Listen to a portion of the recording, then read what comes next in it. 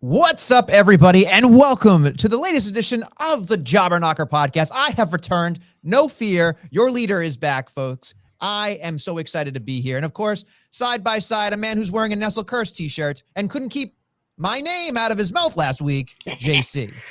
You know what, Nestlemania? It is okay, I guess, to have you back. But yeah, I am rocking my Nestle Curse t-shirt today because I thought it was appropriate to where I'm going to kick off the show. Always in the shine, Mandy Rose, the new women's tag team champions, the team of Raquel, the back, Gonzalez, former Nestle darling, but then he abandoned her and she's won every title since then, along with probably the greatest superstar in SmackDown history, Aaliyah, Miss Bougie herself, new tag team champions in a move that absolutely stunned the WWE universe, but I loved it. I love that it was Aaliyah with the roll-up. I love that Dakota wasn't even legal, so it's a little dusty. I thought this was beautiful because you know what? Anytime the fucking virgins cry and I can bathe in their fucking tears on the internet for a while, I'm all for it.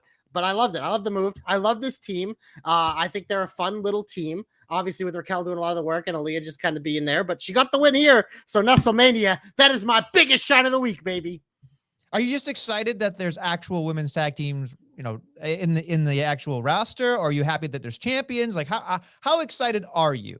I am. And I think it's good because we talk about the depth of the WWE women's division for the most part. And like, you know, they are pretty good at sometimes having feuds for not the titles, but I had kind of gotten used to having women's tag teams around. And I kind of like that as an option of like, if someone, you know, had been chasing the main title a lot, is, you know, kind of do something else. It's a good way to kind of set up new rivalries. Cause I do think the long term of this is that Raquel probably will eventually turn Aaliyah and go back to being a heel long term. But my kind of hot take here is that obviously like Dakota and Io seem like the obvious pick from the start.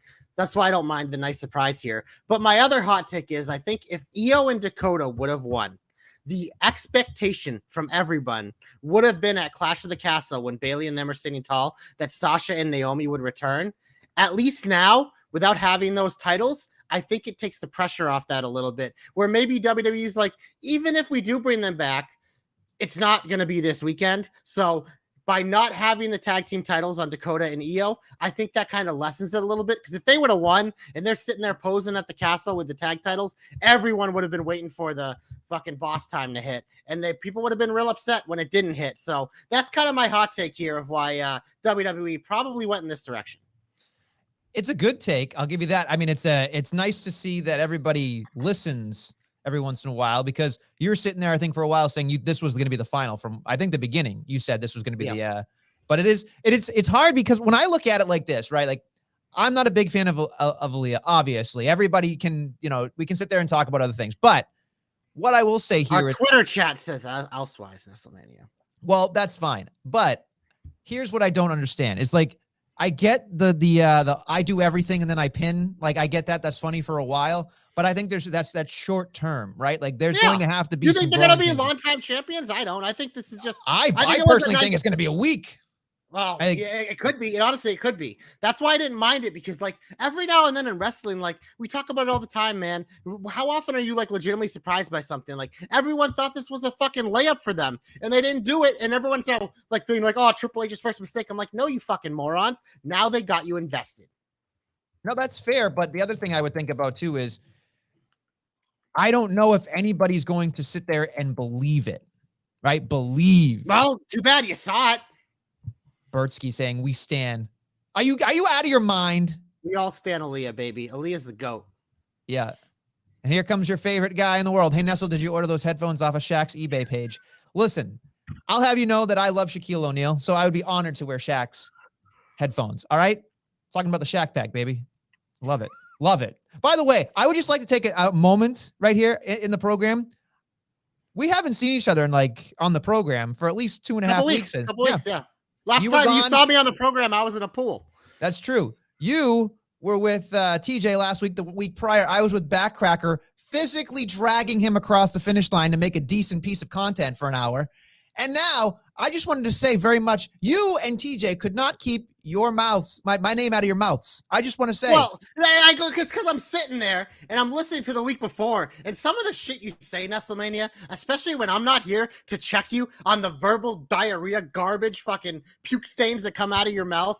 When I'm not here to check you on them, oh man, it builds up. So I had to make sure I checked you on it. I couldn't wait till this week. I had to get out because I'm like, by the time we reunite on the episode, I'm gonna have a whole even longer laundry list of it. You know, I would just like to say that in this case, you seem a little bit like AEW and I seem a little bit like WWE because you keep bringing up me, even though I'm nowhere to be found. And I'm just sitting here enjoying my week. I'm just saying, you're like a jilted lover, bud. I'm just saying, it seems like you're bringing up an ex-girlfriend all the time. I can't let you say the things that you say sometimes, especially about Liv, unchecked. So you had to be checked. A false narrative coming out of the stupid Backcracker's face. Who carried who? My back still hurts from carrying that show. Yeah, sure, you ogre with your freaking multicolored microphone. Come on. Good God. I love that glowing dildo. But Nestlemania, I think we can move on. You got anything else about the women's tag titles? Should we move on? No, let's move on. Shoosh, please. Shoosh. Shoosh. Shoosh. You do not shoosh a shusher. Chad Gable, man, he's always been one of my personal favorites. I fucking adore that man.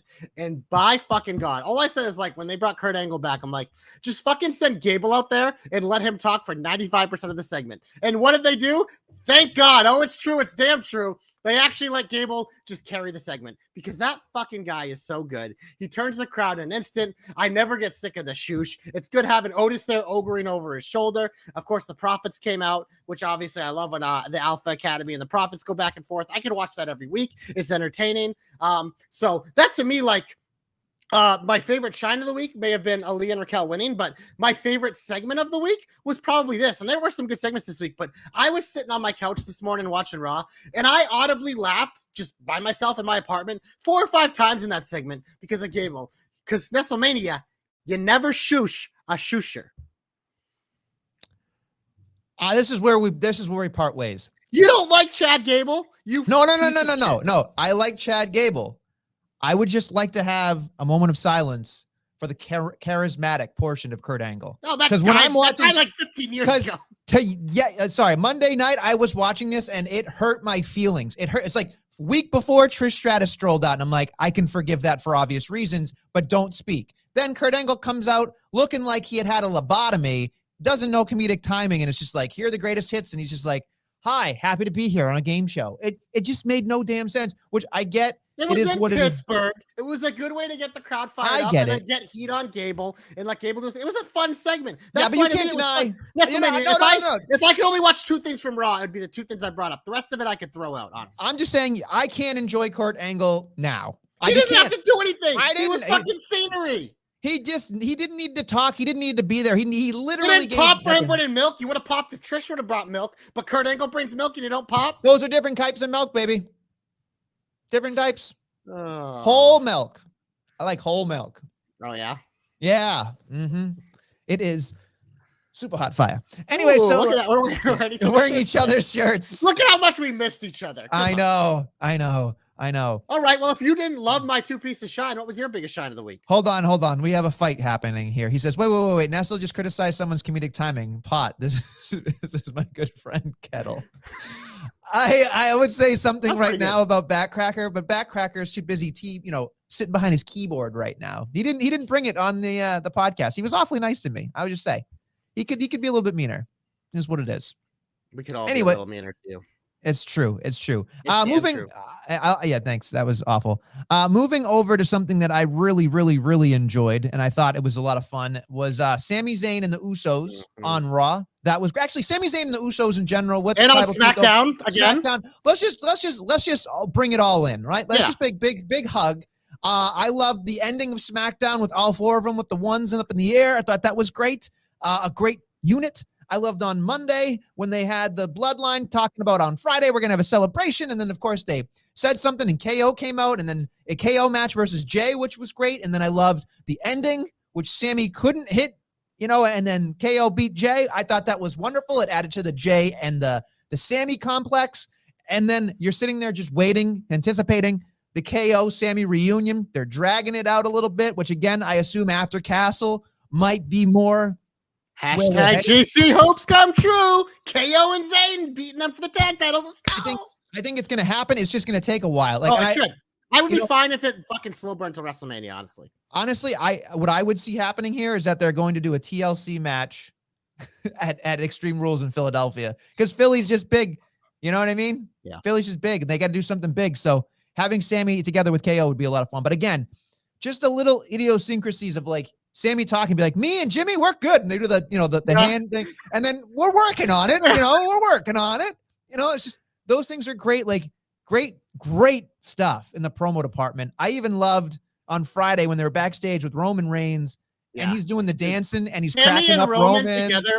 The chemistry with straight Roman playing into Sammy, allowing Sammy to become more comfortable and Sammy-ish around him. It's just such a fun dynamic that it's just added so much to I call him the tribal cuck, obviously, but we obviously know Roman when he's around. There's nothing better. But just letting Sammy play off him, but also having the factor of Jimmy being his buddy and Jay hating his guts. It's there's so many things to watch. You talk about it all the time, in a segment. There's so many different things going on at once. It keeps your brain titillated. It titillates your juices, the male model should be doing. It's just you're thinking about a lot of things. And we've noticed since Triple H has been back, there's a lot more of those things where it's just it's not just a segment. It's there's a segment within a segment within a segment that is also laying groundwork for future segments and storylines. It's beautiful, honestly. I was really excited because all I could think about was they are going to be the people who definitely dethrone the Usos. I think so too. Yeah. And I think that it doesn't matter when it's going to happen, it's going to happen. But having a babyface Sami Zayn or whatever Sami Zayn we get is going to be great. I could also see the Usos being babyfaces out of the situation once Roman loses, once the Usos lose. I not against Sami and KO. Maybe post that. But again, for something that is a literal nothing, it's not really anything going on. It's fluff till we get the Castle. The Drew McIntyre having to fend off the Bloodline, and then I guess coming this Friday, he'll then probably end up destroying something for the celebration because that just seems inevitable. But it's hard, right? How do you keep this interesting? And Sami Zayn deserves an MVP credit for when Roman Reigns isn't on the screen or Roman Reigns isn't available. Sami Zayn is dragging SmackDown along sometimes. That's the thing. It's for as much as Roman Reigns has been the tribal cuck holding all the titles, the Usos have been the complete opposite of the cuck because these guys, besides the Canada episode, are on every show. Raw or SmackDown, it doesn't matter. They're carrying those titles around. So even though they're hoarding those titles, they're not cucking the titles like Reigns is because they're there. And having Sammy with them, it's just such a beautiful dynamic. And the other thing that isn't we kind of forgot about is how Brock kind of wrote Paul off TV and they're really honoring that, really selling that. I think that adds to it even more because, I think that Roman forcing to bring Sammy into the bloodline kind of was showing that without Heyman and when the Usos aren't around, it's kind of showing the chinks in his armor and that he's a little exposed, and that's why Mr. fucking Sword Boy might to get some stabbies in. So Sword Boy gets his stabbies in.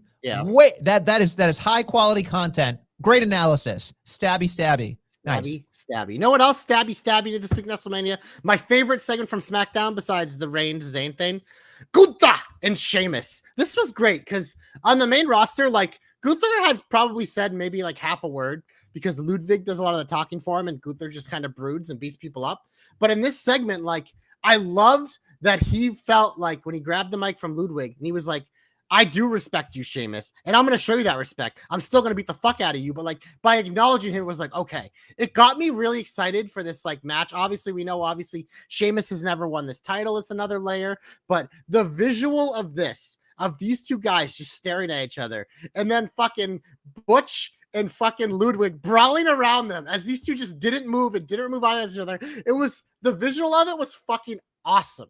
I thought it was so cool. I think I rewound it and watched it like 2 or 3 times just because the visual of it was something that like you don't see every day. And I thought it just like, it made this title match feel so fucking special and important. And like, honestly, like this might be the show stealer at Clash. Like it's a pretty good card, but this one right here might shock people. This is what you sign up for. I mean, like the fans that are there, this is their match, in my opinion, right? Like, you can try to you can sell me on Riddle and Rollins. That'll be fun anyway. That's the internet's match. But I will say this much: it is interesting to see where they go after this because I don't think Sheamus wins. But god damn it, is this going to be one of those things where like very rarely do you see Gunther or Walter in any peril, right? You barely see him sweat.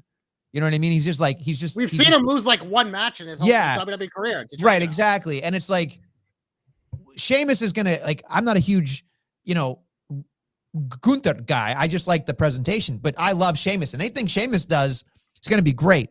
So this is where I'm gonna imagine right now. Sheamus is going to hurt him in a way that we won't get comfortable. We'll be very uncomfortable. These two are going to beat each other raw, and it's going to be fucking amazing. Like, both of these men, like, Sheamus's pasty white skin is going to be so red. Gunther's going to be fucking all, like, red. And, yeah, I see Bert there saying, Butch wearing that pizza. I do think down the line there's a chance we get it back, because even when they did do the quote-unquote name change to Butch, Sheamus kind of said it as like, we call him Butch, like it was a nickname. So I do think, because like obviously like I love the Butch look and the Butch thing, but when he's wrestling, yeah, he probably should be wearing actual ring gear. I mean, I like Sheamus in the actual fighter outfit instead of his little like the presentation of the Brawling Brutes I love. Like the little hats that him and Rich wear and everything, and like Butch, they have a great presentation. Like I love the fight night thing. Like they're a really fun little faction. And that's why like I love when guys get called up and people are like, "Oh my god, they're gonna ruin Pete Dunne." It's like, no, man. This is the perfect way to present him to a larger audience to make people invested in a guy that's undersized. This is how you do it, because he'll come out of this someday looking like a stud. Absolutely. Let me move on to something else that I thought was, was fun, but I'm curious your takes on everything. They went out of their way to really, really talk about The Miz. I love this. I love this. And I know there's other things we're going to talk about later, but specifically The Miz not pressing charges. Somebody's already out, but I think I have a disconnect, but I'm curious how you feel about it. Probably didn't bother you, but for me, it's like he walked by the security guard. It was clearly Loomis. Looked back, it wasn't Loomis. I get that one, right? Like, the one that was hard for me was that everybody saw Dexter, with the light at the end of the match, except Ciampa, which that's hard for me to suspend disbelief, which I will. And then, of course, later we have him in the back of the car, which I thought was more realistic of the Dexter character. But just listening to Miz kind of lose it slowly after slowly and not talk about what happened to him is very intriguing. And there's little things that the Miz did throughout the night. I mean, I could sit here all day and talk about it. But the one thing that I really picked up on was how fidgety he was. And that's not necessarily something he is. He's very smooth. He walks in with his chest puffed in. This was like a very uncomfortable Miz. Would you say that he had a lot of vulnerability to him? Yeah, and I think, but that's the thing. Like, he did a great job switching gears, and that's good storytelling, because I watched him drop. He saw Dexter. He looked back. It was somebody else, and then he dropped his glasses or his headband or something, and he picked it right back up. Flustered. Yeah, but somebody else in that position wouldn't have done that. No, because the Miz is an actual actor. Like, you can make fun of him being like, oh, like the Marine or whatever. It's like, no. The Miz, like, even when he came into WWE, like, he was already built as like an actor. So when you put him in a position to play like this type of characters. It's like he's gonna do it better than anyone else in the roster. Like this is the Miz's wheelhouse. This is what he does, and this is why I love. If you're gonna make me buy into a Dexter Lumis thing on the main roster, start with the fucking Miz, because there is nobody that will make this guy fucking feel better, scarier, more important, more interesting than the Miz. And like, I love the dynamic because it's one of those things. It's like, well, why isn't it talking about it? Is he talking about it because he's embarrassed? Is he talking about it because he's scared? Or is he talking about it because he kind of liked whatever happened to him when he hung out with Dexter or whatever? Like, it's one of the, because sometimes you see that people get captured and they kind of like, they start to really like Stockholm, their Stockholm, yeah. So it's just like and they kind of did that, I think, in NXT when Dexter was like doing this with someone when he first was like debuting. I don't remember. God, it might have even been with Theory. I don't even remember. But TJ would know better because I wasn't right in his wheelhouse. I know he's a big Dexter guy. But yeah, I really enjoyed this. This was probably the third thing from Raw this week where I'm just really intrigued by it because I understand like your thing about the crowd, but the reason why I love that is because Ciampa was the only one who was really like the Miz was listening to and understood the Miz and was like supporting him. But then at the end of the match, since he didn't think Dexter, now in his mind, even he's starting to think the Miz is losing it too. So it's the Miz's last little linchpin of like security there. So that's why I kind of liked it. They're telling a good story here. Miz came to the WWE the same way Puck would have. Let's not give him an Oscar. Well, he probably should get an Oscar. This is a stud. You know what? He deserves at least a Tony. He does. He's a stud. I love this. I would give him a daytime Emmy. Maybe a prime time. He has a great show in prime time. Or actually, he's out of prime time. But still, it could be prime time. It's such a good show. It's a great show. Such a good show. But he's good at what he does. So yeah, he's a stud. He does what he does. I am curious how you. We don't have a lot more. I think Shine related things. I have one more. Okay, I'll let you go then. I was gonna say my match of the week: Ricochet Corbin. Fucking again. Yes. Rinse and repeat. Like, I don't care if it's a fucking Friday night rerun. Like, we talk about this every week. Obviously, they're two of my personal favorites. So you can call me biased, but I don't know how you can't watch that and think that's a fucking wrestling spectacle. The size and speed dynamic that you get, like, it's so good. And like, Ricochet's probably the best guy to work with big guys, and Corbin's probably the best big guy to work with little guys. So, chef kiss. Yeah, I mean, I think I sent out a tweet, but it's the truth. Like, you need to appreciate Baron Corbin. I mean, we can already appreciate Ricochet for what he is. He's an important piece of the puzzle. He's a one and only. I mean, he is the one and only. But Baron Corbin is so good at a lot of little things, just helping people out, and does a great job. I'm more curious, like, Ricochet's got a boost, obviously, because now, Triple H and everything. But Corbin is going to be so good because Corbin knows right, like, the first time. He knows how to do it on the fly the first time, and he does it great.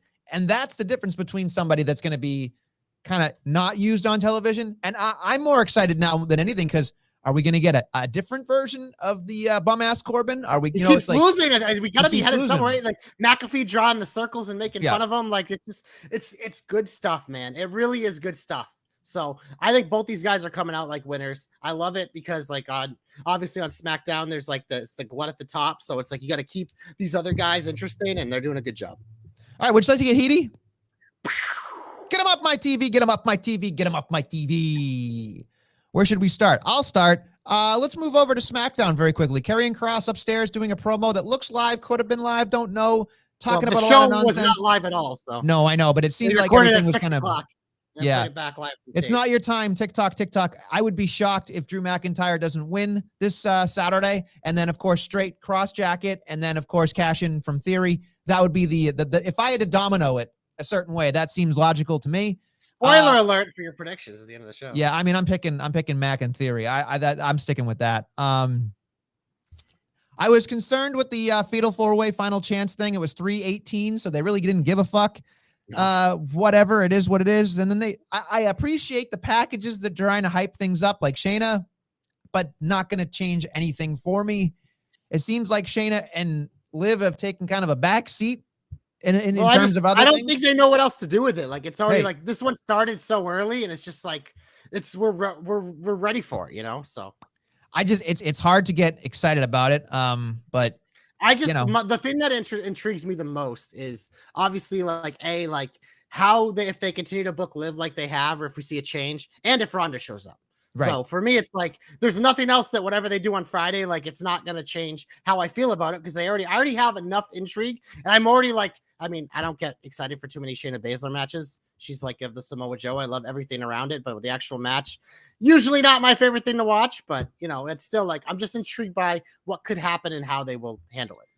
I am curious to see if they interject Ronda into the match.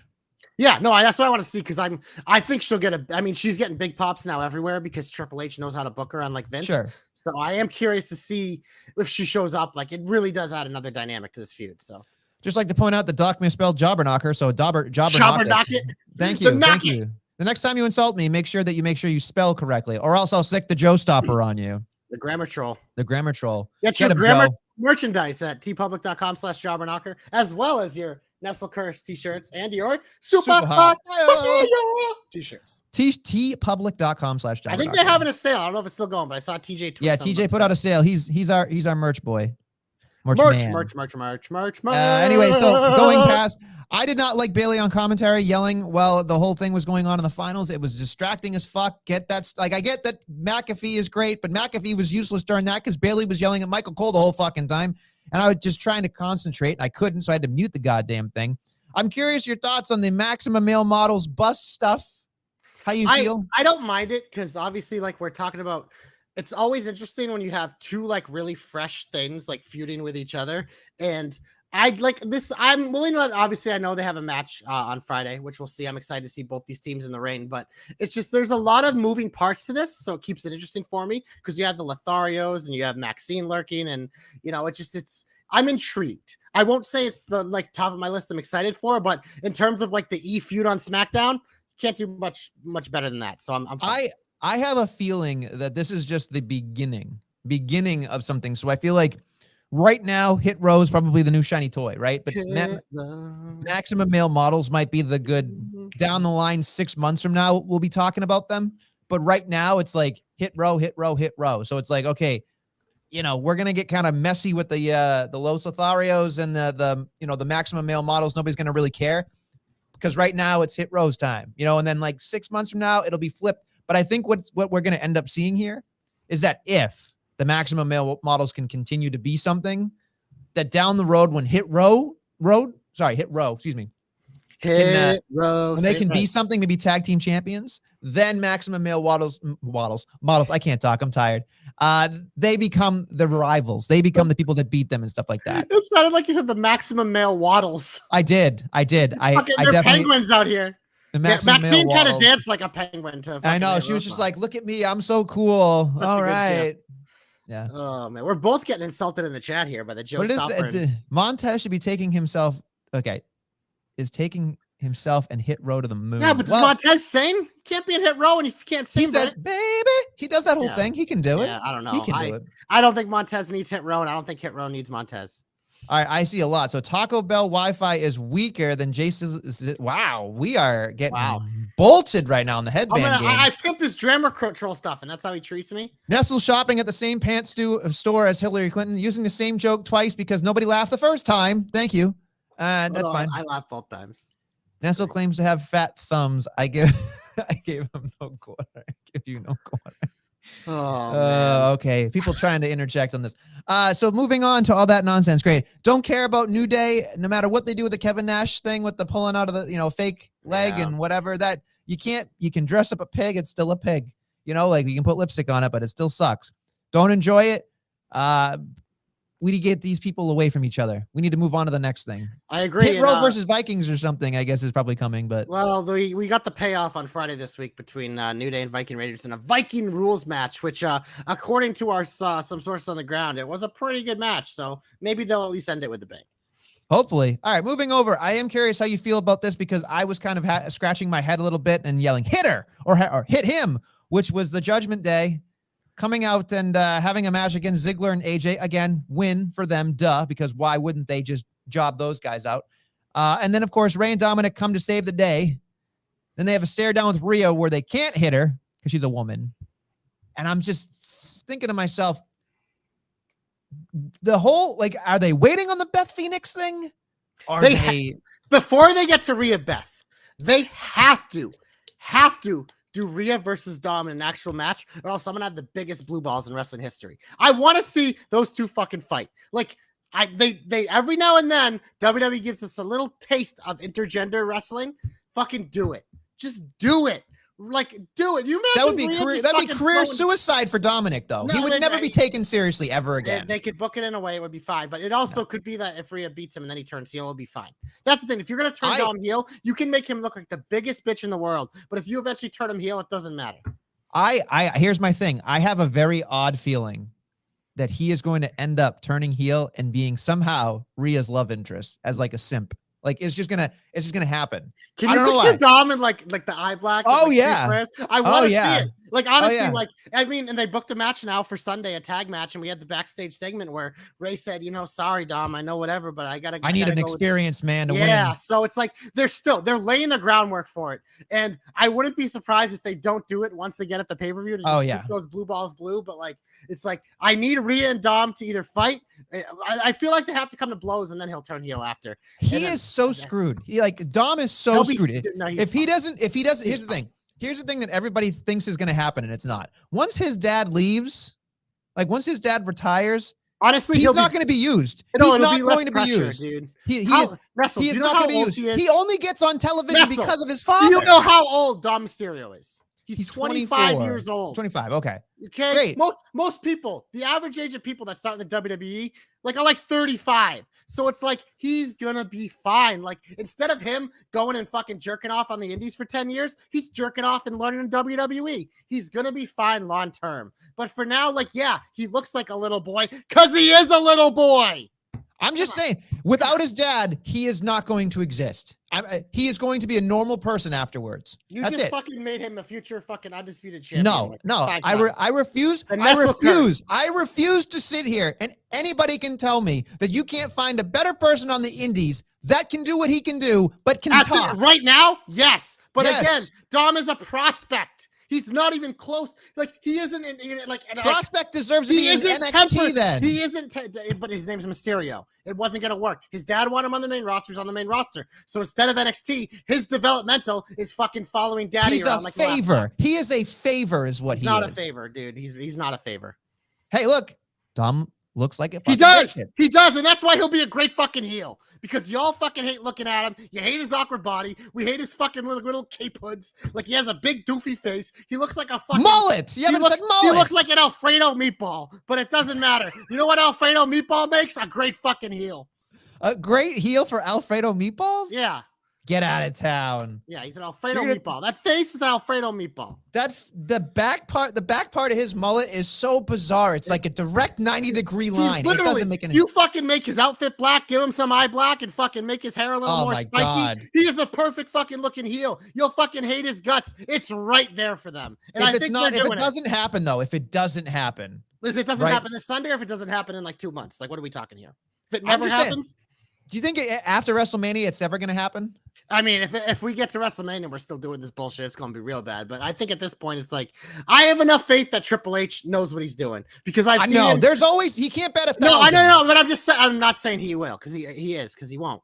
I'm sure if I looked right now, there's people he screwed up. But I think I have a lot more faith in Triple H to look at someone and put them in a position to succeed than Vince did. And obviously it was instantaneous with someone like Ronda Rousey, who should be a fucking layup how to book. And Vince couldn't figure it out. Triple H has the reins for 5 minutes and fucking makes her the most overact on the fucking show because he let her just be Ronda fucking Rousey. And we've seen him do that with a lot of people so far. He's going to put it he stinks. That's the thing. That's the thing of a good manager is you find what your person does well and you put him in a position to succeed.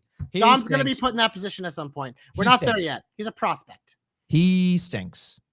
He stinks. I got nothing else to say. If it doesn't happen on Saturday, it ain't happening. It ain't happening. Well, you just cursed it. I hope it doesn't happen Saturday. That happens on Monday. On Friday or Monday. Yeah, I know. That's what it is. They listen to this program and they're like, we're never gonna let Nestle be right. Fuck it. Do something else. Whatever. They don't have to listen to the program to let you be right. You're so fucking off the mark. Oh, thanks. Like Dom always throws that dart gif. If it was you, you'd fucking hit yourself in the face with it because you'd be like, boom. I'll have you know that I have a lot to offer wrestling. Okay, I have a mind for the business. All right, a mind. Just saying. Okay, let's move on to other things. Let's see. Anything else that you don't like that you want to get off your chest before we move on to hopefulness? I mean, I understand the 6-woman jobber tag. It was actually interesting to have a 6-woman jobber tag, but did it eclipse 3 minutes? It might have. It did eclipse. Total eclipse. I totally. It was interesting. It was something different, but I yeah. Well, I have just because it wasn't a jobber alert, I just wanted to say this very quickly. I have my Gabby Ortiz, I believe. I might have been wrong. I forget. There was somebody, but Katie Arquette works around this area. Great talent. So nice to see people that I've seen get their chance. All 3 women got their stuff that they could show their clips if they need to. Been on WWE programming, that's going to help them. So that was a positive experience. The one thing I think our boy Wes brought up, which I want to make sure we talk about, was it seemed a little like the baby faces were acting like heels towards the local talent. But I mean, it was more of my interpretation of it was, we go here, you don't. We have to be a little rough to you. But I tend to understand. So like somebody that looks at it from that aspect of it, that turns them off, right? So who knows? It was definitely unique, and like the crowd kind of didn't know how to feel because it is. It's definitely like the way it was weird for that. Because it did seem like they were acting more the heelish, but again, I think it was like you said, it's just like you don't go here. Like, so yeah, this was, I mean, if you want to say a miss by Triple H, I thought the way they handled this was a miss, but obviously I don't think he does the minutia of that. It's probably on the producer, but it was a little awkward. That's all. But again, I don't mind them trying something different because I don't think I've ever seen a jobber 6-woman tag match ever in history. So yeah, I know, I get you. And our boy Backcracker saying dirt sheets are more accurate than Nestle the Pumpkin King. Well, thank you for calling me the king. I'll take that as a compliment. And obviously, if you'd, Doc, if I'm such an idiot, maybe you should put out those videos of me sinking 2 long putts from Saturday or Sunday, excuse me. That was pretty impressive. No, I'd like to show it to my children, but your potty mouth was yelling, "Oh shit!" like every 2 seconds, every time I sunk a putt. So I can't show it to my kids and how awesome I am because you have a potty mouth. You know, you can show it to them on you. Doesn't exist. Yeah, exactly. Doesn't exist. Anyway, your boy Joe saying, okay, Jay Sizzle.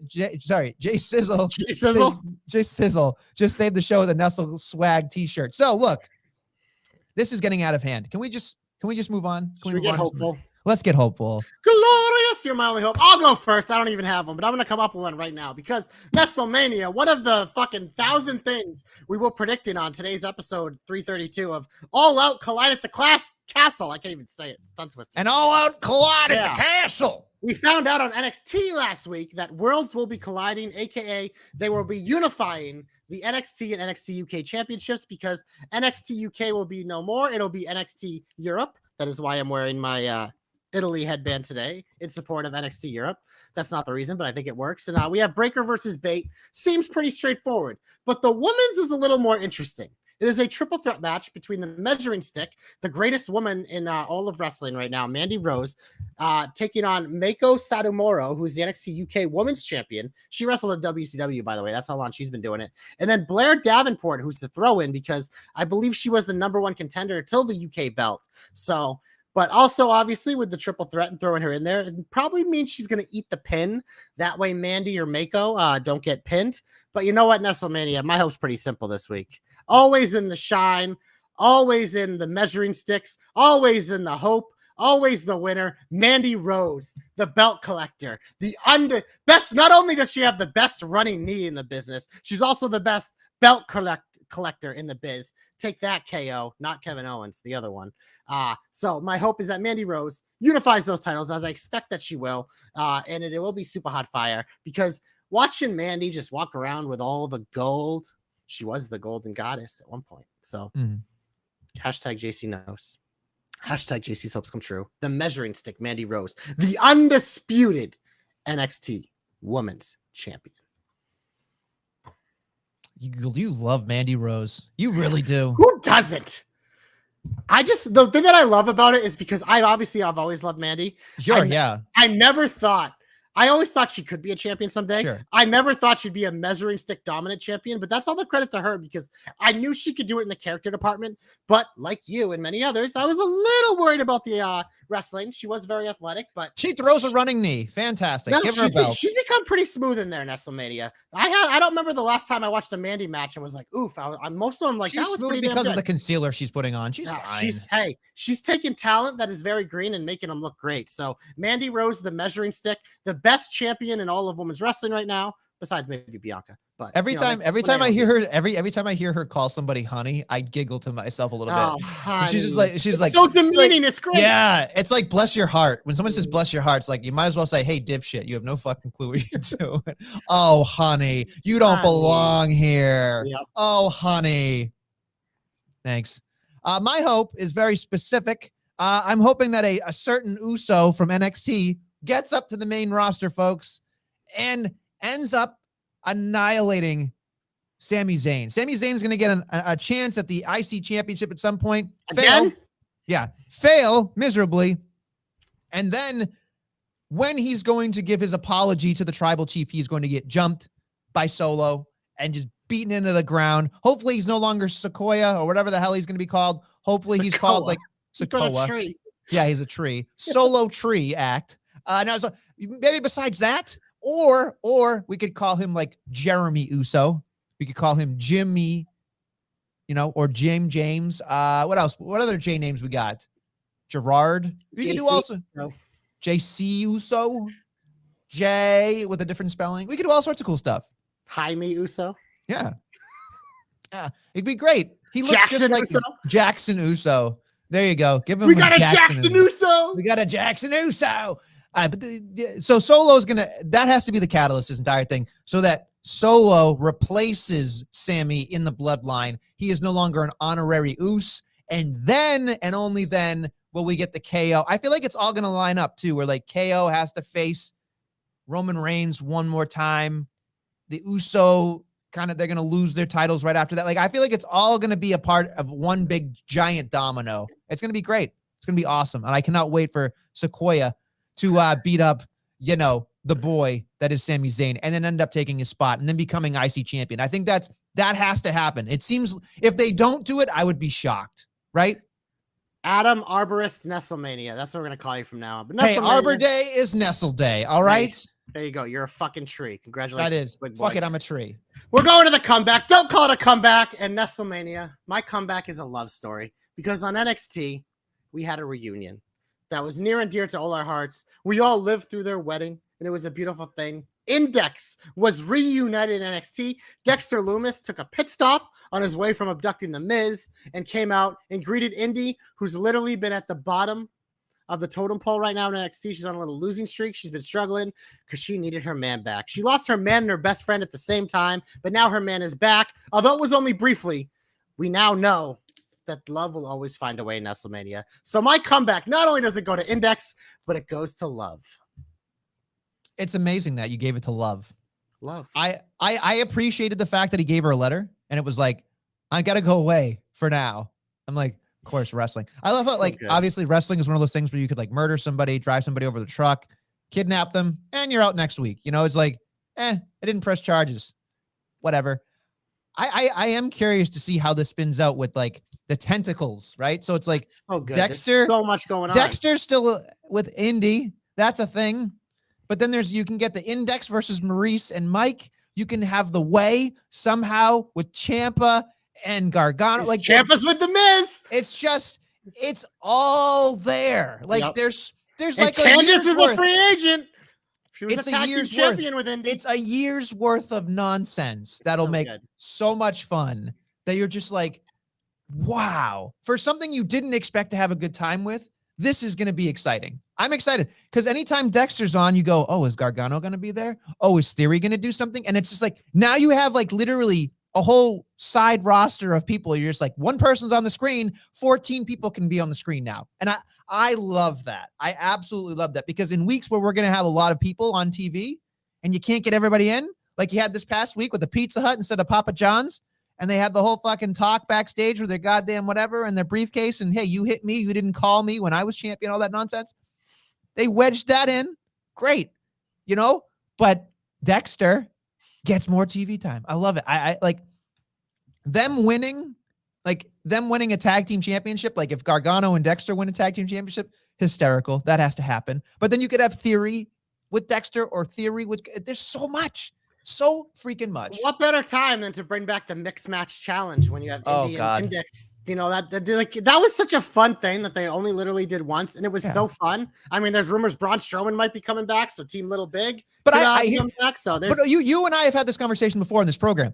I would be okay with full-time mixed tag titles. I wouldn't hate it either. I wouldn't hate it because here's the thing: there's so many people that aren't being used that are fucking hysterical. Yeah. And could do a lot of fun stuff with it. But again, put it on somewhere that people don't watch something so you can watch something. That would be the thing I would look at. Imagine like Seth and Becky feuding with like Gargano and Candice, or Miz and Maurice, or it's just like the things are endless. Or like you have Team Little Big, or you have this one like Index. Like there's so many pairings that are fun, and then you get the random ones. Like I think Sammy and Becky were a team because they were Team Redhead. That was a funny team. Like it's just like you get all these weird dynamics, and it's another added element to what you're watching that's unique. I don't disagree. I think there's so much there in a mixed tag division.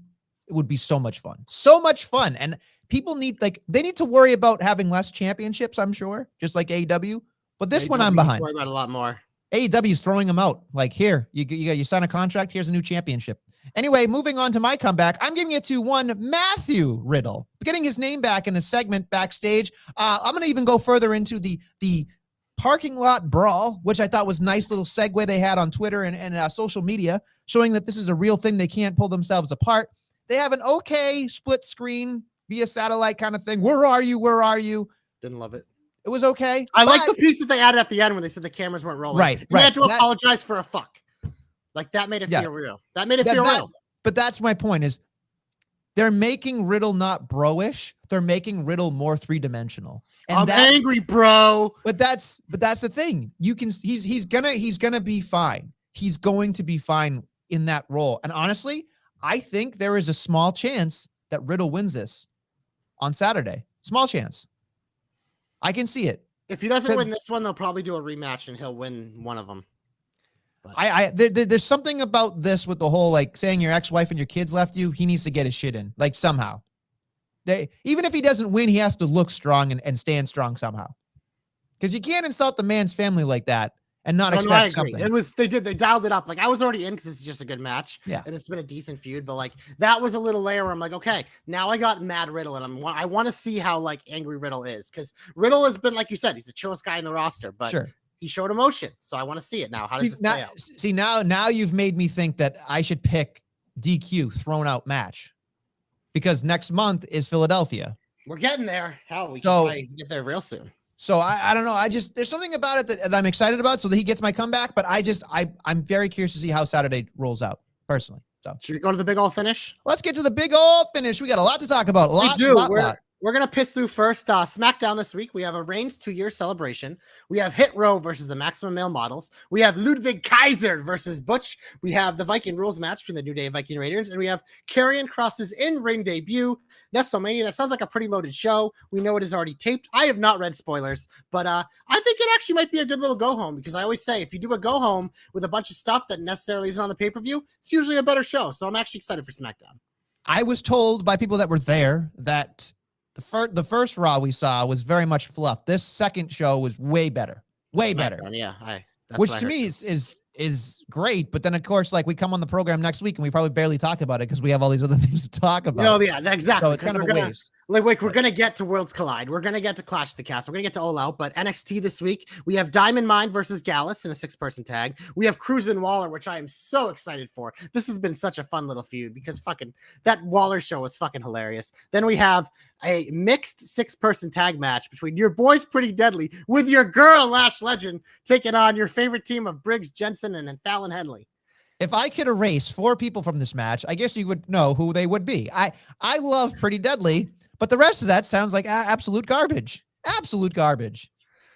Yeah, is what it is. I am and I just, like I said, it's Waller and Cruz. Why does Lash Legend get all of these? Like there is an abundance of amazing women's talent. Why does Lash Legend continue to get opportunities is beside me. Because her character work like is something that they know will work in. I don't care. I would rather see that diva person that's going to be debuting soon. I would rather see that guy. I don't disagree. I'm just He saying, seems like, interesting. Lash Legend is a fucking charisma factory, and they know it. Like, she brings something unique that no other. Make her a character comes manager. close to. Get her off And my she's ring. fucking huge. So yeah, no, that might be her future. She might be more of a talker, but that, like, if she can figure it out at all in the wrestling ring, like, she could actually be a legit star. Again, I'm not the biggest fan of her either, but I get it.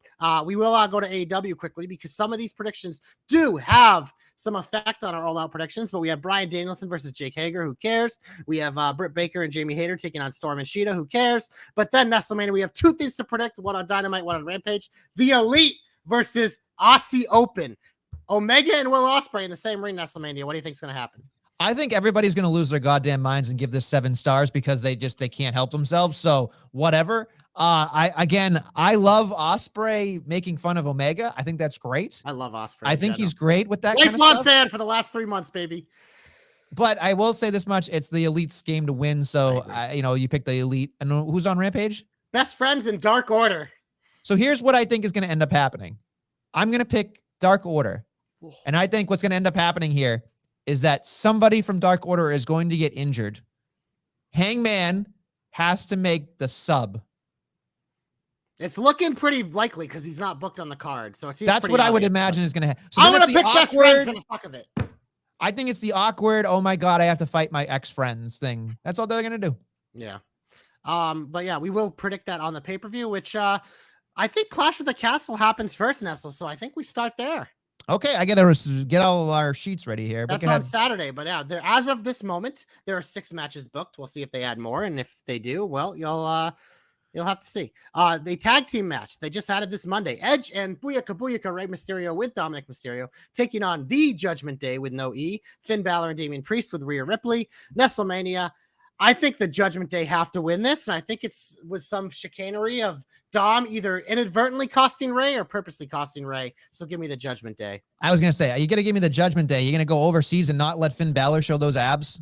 Come on. I mean, he's going to be showing them, baby. We're all going to be pumped for it. Next up, singles match for the WWE Intercontinental Championship. Gunther, the champion, with Ludwig Kaiser, taking on Sheamus with the Brawling Brutes of Ridge Holland and Butch. I'm taking Gunther to retain in what will be, I think, the match of the night.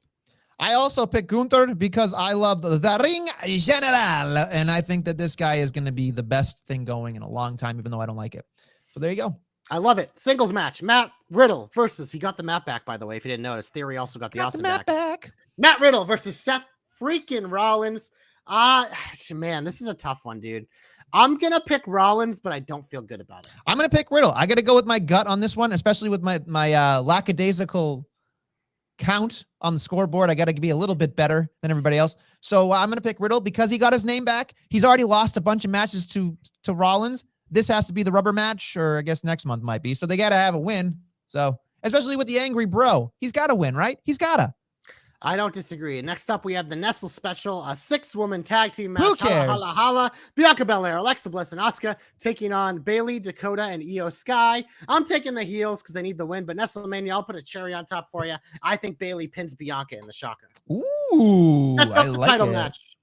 I would say also what I think is going to end up here is miscommunication and or some heel turnage.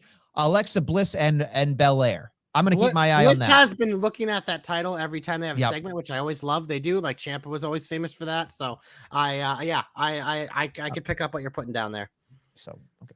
Next up, singles match for the WWE Women's SmackDown Championship. Liv Morgan defends against Shayna Baszler. I think Liv might just beat her here, clean as a sheet, because they don't want you little virgins to keep crying. But maybe not. Maybe she cheats to win. But either way, I'm taking Liv Morgan. I, in so many ways, want to pick Shayna Baszler. You have no idea. Pussy. No, because I feel like that's a waste. It's just a waste. Because you know, Liv's better. No, she's not better. She's just not been traumatized by the booking that she's had. So it's like, there is a part of me that also wants to put in Ronda Rousey. They're just going to shoehorn her in and have her win. I don't know. She going to cash in the Ronda in the bank contract? She's a fucking badass. You know what? Just pick Ronda Rousey. That's why you're in last place. You're picking someone who's not even in the match. I'll have you know, I picked somebody, right? I picked Brock Lesnar to win the Royal Rumble, and I remember that it worked. That worked. So I'm just saying. He wasn't in the fucking match. Who are you picking in this match? I picked Liv Morgan. Okay.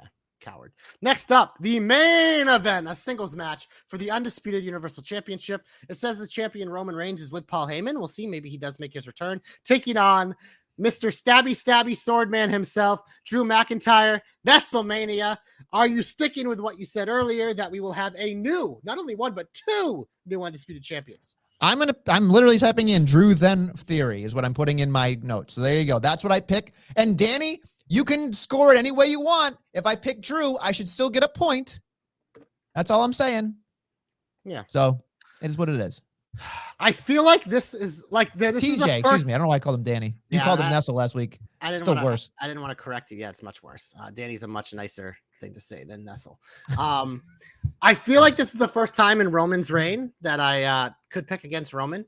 But you know what? I think I'm just going to zag here when everyone's zigging because it almost seems too obvious. There's just so many moving parts because you have the Karrion Kross bullshit. And he seems more focused on Drew. And like we obviously have the Theory thing. Theory's also involved with Gargano and everyone fucking hates Theory. So it's just, I don't know. And there's a lot of bullshit going on here. You have Sammy and the bloodline. So I am going to pick Roman Reigns to retain because I know, I agree. I don't know. It's fucking, there's a lot of bullshit here. And I'm going to zag when everyone else is zigging or zig when everyone else is zagging, however you want to say it. He's Dolph Ziggler. I'm here to show the world that I'm the best at predictions. Nestlemania, where would you like to go next? Worlds Collide or All Out? I guess Worlds Collide considering it's quick. It is quick because there's only 2 matches booked. There'll probably be more added Tuesday night, and we will pick them then, but whatever. Singles match to unify the, I guess I'll do it first. I read it in the wrong order. NXT Championship and the NXT United Kingdom Championship. Braun Breaker versus Tyler Bate. This is a layup. Give me Braun Breaker. I was going to say, we both picked Braun because he's obviously not going to be ready for, obvious reasons for the main roster right now. Give him a little bit more time to cook. Next up, a triple threat match to unify the NXT Women's Championship and NXT UK Women's Championship. The measuring stick, Mandy Rose, the NXT Women's Champion, takes on the NXT UK Women's Champion, Meiko Satomura, and Blair Davenport.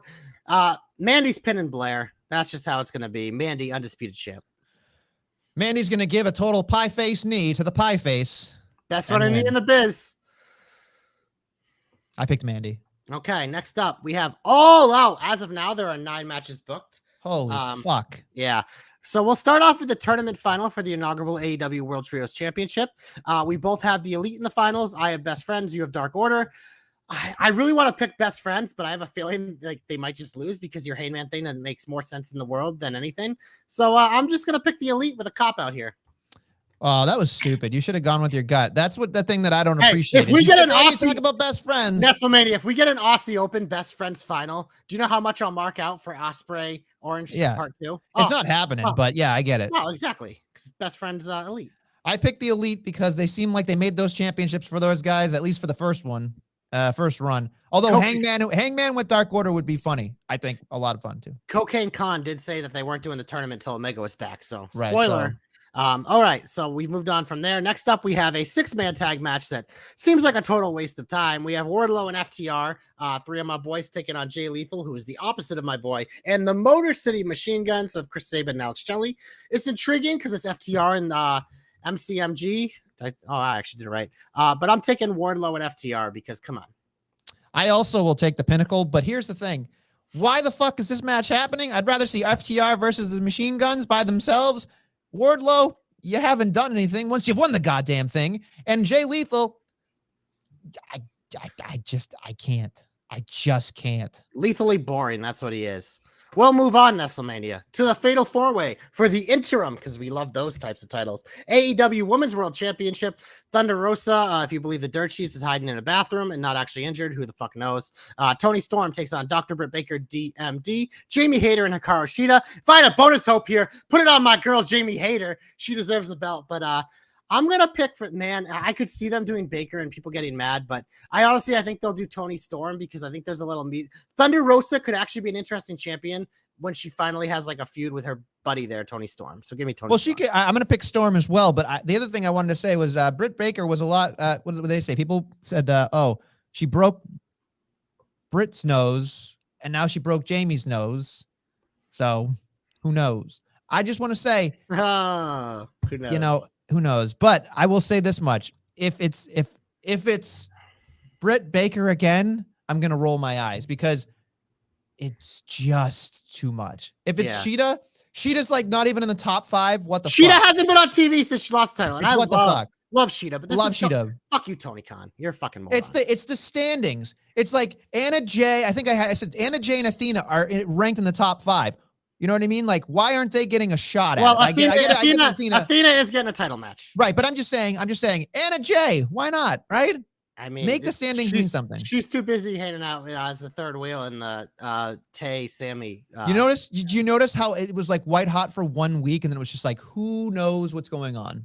Doesn't matter. I honestly, the fucking Eddie Sammy bullshit made them all way more interesting. That whole thing blew up. Like, they should honestly put that back on the card now because it's more intriguing than it ever was. But that's a whole nother story. Next up, I don't even know how we're gonna predict this. We have a casino ladder match where the winner will receive a future AEW World Championship match. Literally Nestlemania, I kid you not. Participants to be determined. So pick anyone and anyone. I have a feeling. The backcracker says Jericho's boobs might qualify him for a women's division. Ay. I don't know about that. Anyway, I lost my train of thought. Casino ladder match. I'm picking MJF. Fuck MJF. It. All right. Tony Khan loves the surprises out of nowhere and them winning. So MJF versus fucking Punk or Mox. Sign me up. Part of me feels like Samoa Joe is going to be thrown in there for some reason. I forgot he was even employed till someone said his name the other day. He literally won the TV title. Yeah, and then nothing. For a show that doesn't have a TV show. Right. And then, like the TV show, he just disappeared. I mean, you might as well put Samoa Joe in there, right? I'm going to pick Samoa Joe. I doubt I'm right. I just fell asleep when you said that. I know, but I'm just trying to think, like, what do you do? I mean, don't know. It literally could be anybody. Yeah, could be anybody. I'm sure they'll announce some people on Wednesday. So if you listen after that, we're dated, but whatever. Fuck you.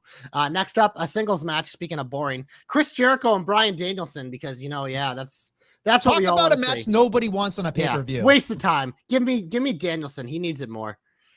I am so done with watching Jericho on my television. That's coming from the fucking biggest Jericho stan in the world. I love Chris Jericho. I cannot watch him anymore. I cannot listen to him on commentary. I cannot watch these promos go on for 6 to 10 minutes. I can't do it. It's just, this guy was one of the all-time greats. Someone needs to pull him aside and say, dude, you're tarnishing everything. Knock it off. Yeah, he doesn't care about that. Lonzi's cash that check, homie. Next up, we have a tag team match for the AEW World Tag Team Championships. Everybody loves the Acclaimed. Anthony Bowens and Matt Caster. Hopefully, Daddy Ass is scissoring them down to the ring. But they're taking on the odd champions of Swerve in Our Glory, Keith Lee and Swerve Strickland. I'm assuming Lee and Swerve will retain, but man, I would love for a surprise Acclaimed win because everybody loves the Acclaimed. I don't see them winning right now. I feel like they just gave them the championships. So at this point, it's like taking it away makes no sense. Literally doesn't need titles. Yeah, they don't need it. They're better than anything the titles could do. You know what blew my mind the other day? I don't know why I made this correlation now and not like a year ago. I was watching this going, the Acclaimed are a better New Age Outlaws. 100%. And it's like funny that Billy Gunn attached himself to the New Age Outlaws. It's just funny. It's been such a fun feud. I fucking hated the Ass Boys. I thought they were a waste of space until this feud. Now I fucking like them. And obviously I love the Acclaimed. So yeah, scissor me timbers. I agree. We have 3 matches left that are actually booked. We have Jungle Boy and Christian Cage. I'm taking Christian Cage because I think this will be more than one. Because I think Luchasaurus is finally going to side with Christian Cage here.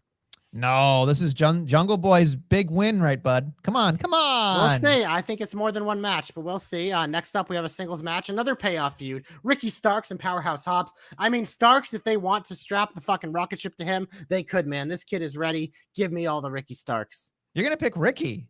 He probably won't win, but he should. Honestly, this kid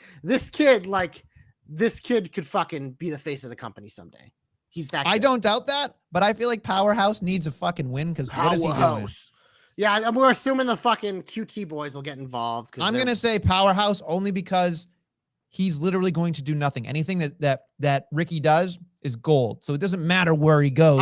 He's fine. Agree with that. That's sound. I love both these guys, so I'll be happy either way. Then we have Jade Cargill defending her title against Athena in a match that has been set up for like ever. I think Cargill retains, but I'm hoping Athena can drag a good match out of her here. I am not excited for this match at all. Hey, cool. It's one of those things like Athena comes in like a ball of fire, super hot, and then like 2 months go by and she's barely on TV, and then you book the match for the pay-per-view. It's like, well, you took all the flames out of her. Now she's just fucking got broken wings.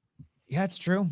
It's true. I mean, Jade's doing, yeoman's work, man. Jade will never not be fucking the best thing on the show when she's on screen. She is so fucking entertaining, and she's got Kiera Hogan on her side. So, well, yeah, obviously that'll help you. Love her. But yeah, in the Nestlemania, you noticed we didn't predict an AEW World Title match because they might just run it back, a rematch it all out, Punk and Mox. If that happens, do you think Mox wins again, or do you think Punk gets his title back? I am at a crossroads in my life. I am ready to disown CM Punk. I am. Welcome to the dark side. I should have earlier. I will always love Phil Brooks, but God damn it. There's something better than him. There's something about, like, he says he's the best in the world.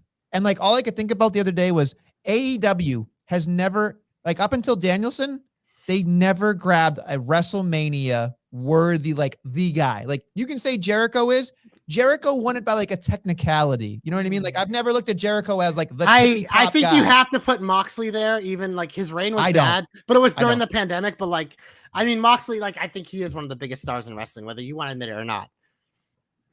The boy, the backcracker says Punk stinks. I think I'm at a point now where I can agree that he is no longer the best in the world. Do you think they're doing it on purpose by design because they want to give us one final heel CM Punk run? So they're trying to make him as irredeemable as possible? Because I could see that.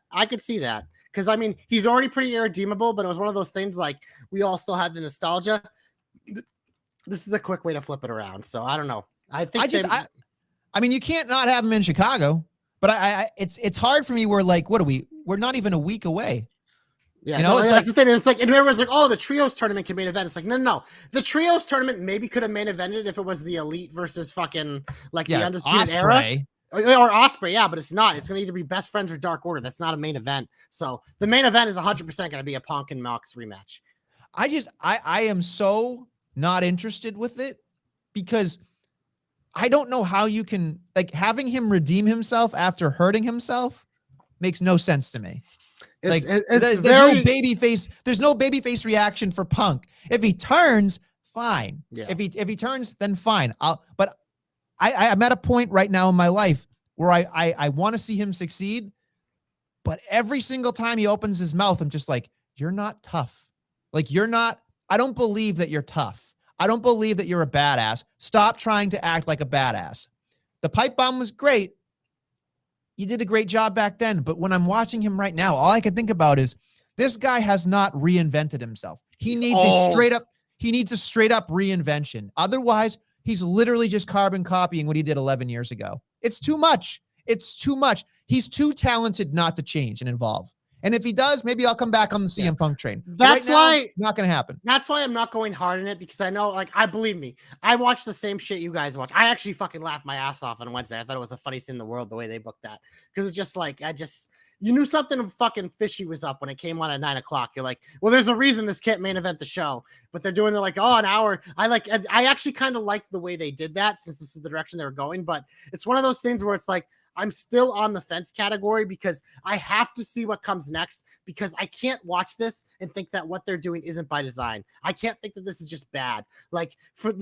Usually with like the top tier things in AEW, there's a pretty good long-term thing thought out. So I gotta think that in this case scenario, there is too, but who knows? Maybe it won't be. And then I can fucking full on take a shit on it. But for now, I'm just going to sit my ass on the fence and pucker up a little, you know? He's waiting for the deuce to drop.